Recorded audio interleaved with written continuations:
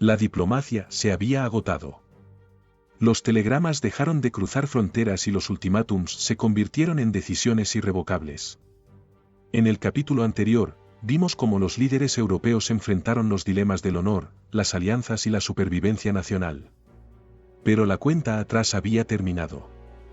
Ahora, los ejércitos se movilizan, los trenes avanzan hacia el frente, y las capitales se sumen en un frenesí de fervor patriótico y temor silencioso. La guerra, largamente temida, ya no es una posibilidad, es una realidad.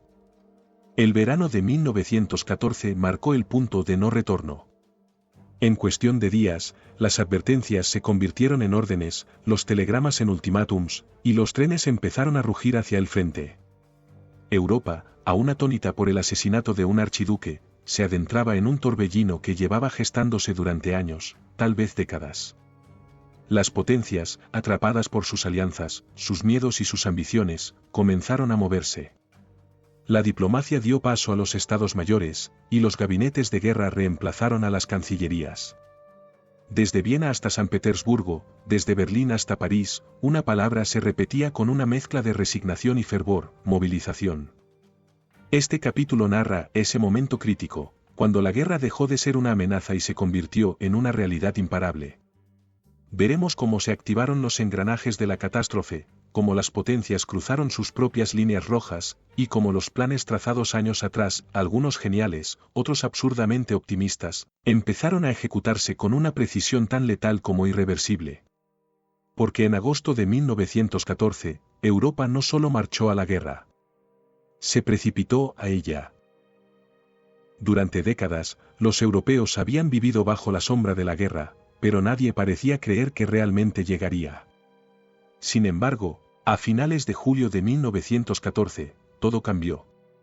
El asesinato del archiduque Francisco Fernando fue la chispa, pero el incendio que siguió fue alimentado por años de rivalidades, tratados secretos y planes de contingencia. El 30 de julio, Rusia ordenó la movilización parcial de sus tropas ante el avance austrohúngaro en los Balcanes. Pero ese mismo día, el zar Nicolás II, temiendo una guerra a gran escala, vaciló. Intentó detener la maquinaria bélica, pero era demasiado tarde.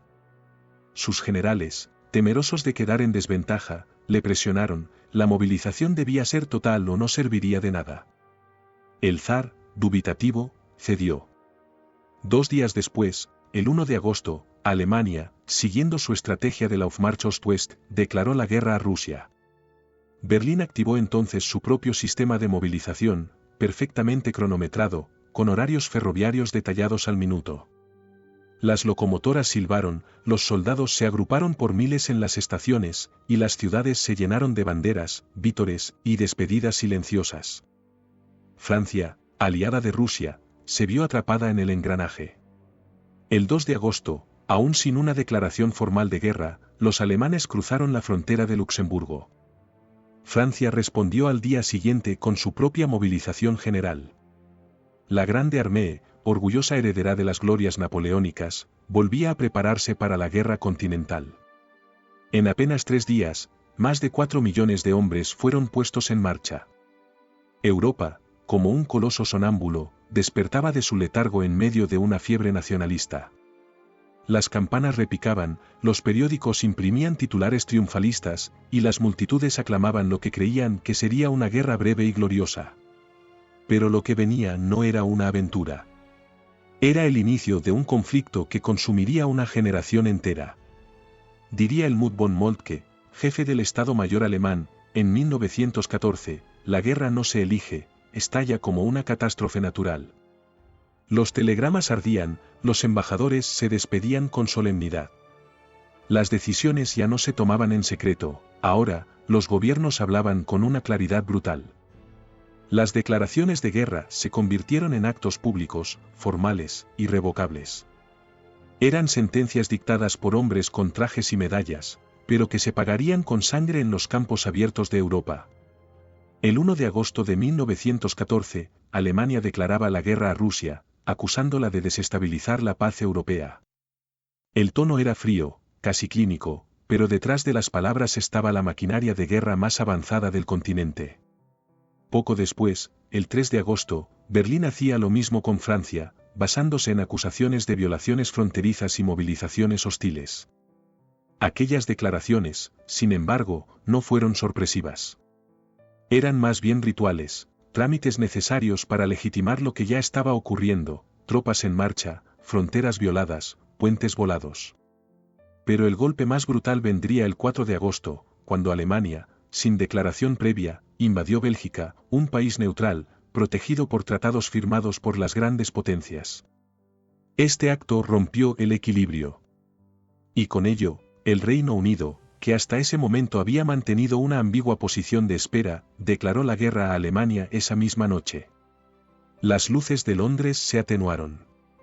En las plazas de Bruselas se escuchaban ya los cañones. En las calles de Berlín y París, la euforia patriótica comenzaba a mutar en ansiedad.